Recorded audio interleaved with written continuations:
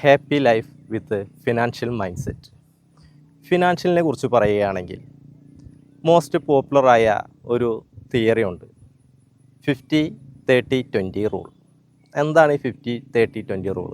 50% നമ്മൾ ആവശ്യങ്ങൾക്ക് വേണ്ടിയും 30% ആഗ്രഹങ്ങൾക്ക് വേണ്ടിയും ബാക്കി 20% സാമ്പത്തിക സുരക്ഷയ്ക്ക് വേണ്ടിയും നമ്മൾ ഇൻവെസ്റ്റ് ചെയ്യുക എന്നുള്ളതാണ്. ഈ ഇൻവെസ്റ്റ്മെൻറ്റാണ് നമ്മുടെ ഭാവിയിൽ വലിയൊരു കരുതലായി നമ്മളുടെ കൂടെ ഉണ്ടാകുന്നത്. ഈ ഒരു റൂള് പണ്ടേ പലരും ഫോളോ ചെയ്യുന്ന റൂളാണ്. ഇത് പലർക്കും അറിയാഞ്ഞിട്ടാണോ അത് അറിഞ്ഞിട്ട് ചെയ്യാനിട്ടാണോ എന്നറിയില്ല.